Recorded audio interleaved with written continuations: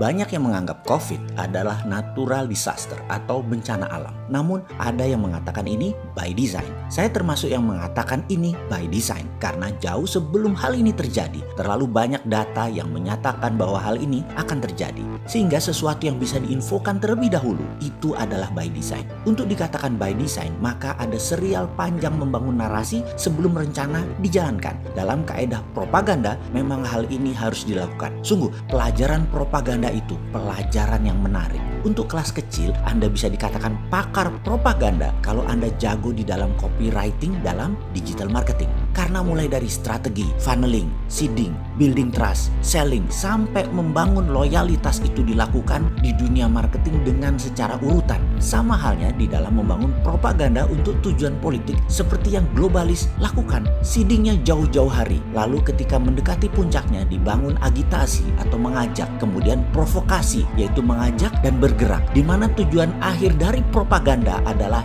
changing mindset. Ingat, tujuan propaganda adalah bahwa sadar seseorang diubah sesuai dengan tujuan sang pembuat pesan, changing mindset. Oh iya, strategi komunikasi yang dijalankan penguasa dengan buzzer saat ini jauh dari changing mindset, tetapi malah jadi counterproduktif karena yang dipilih orang-orang tak berilmu, murahan, penjilat, dan hanya membas asal bunyi kalau dilihat dari kacamata yang lebih luas. Sesungguhnya, buzzer inilah aslinya provokator yang membuat negara saat ini bubrah trustnya kepada sesama anak bangsa. Selain mereka buzzer ini nggak ngerti bela negara, ilmunya rendah, kasar bicaranya, dan menantang lawannya, gaya ini bukan gaya negarawan, tetapi gaya anak jalanan yang kampungan. Oke, kita balik lagi ke propaganda yang dilakukan globalis akan COVID, yang boleh diakui telah berhasil menakut-nakuti pemerintah yang memang lemah hankamnya. Kalau yang kuat hankamnya dan shadownya, aman negaranya. Jadi apa yang dilakukan globalis? Oh,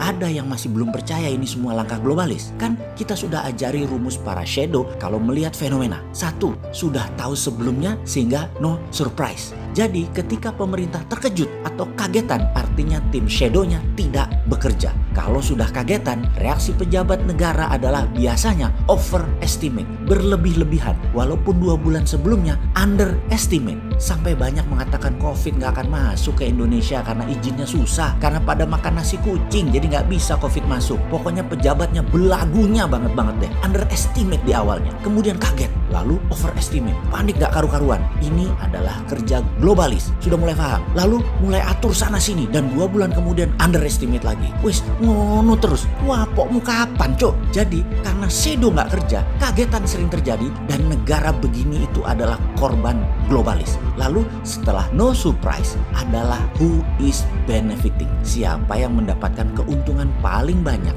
Dia pemainnya. Dan kita semua tahu dalam 4 bulan efek pandemi COVID di dunia ada 29 bilioner baru di Amerika lahir. Dan total kekayaan para bilioner geng Bilderberg itu naik 584 billion dolar. Sisi seberang, masyarakat dan pemerintah di Amerika, 16 juta penduduk kehilangan asuransi kesehatan dan 46 juta orang korban PHK kehilangan lapangan kerja. Di Eropa, di Asia, semua hampir sama secara persentasinya. Di mana angka 584 billion dolar lebih kaya tersebut adalah sedotan kekayaan seluruh dunia kegiring ke mereka, para globalis. Sudah mulai paham ini mainan globalis? Belum? Atau masih ngeyel kayak bosman ngeyelin ekonomi dan hankamnya Indonesia yang jebol sama asing?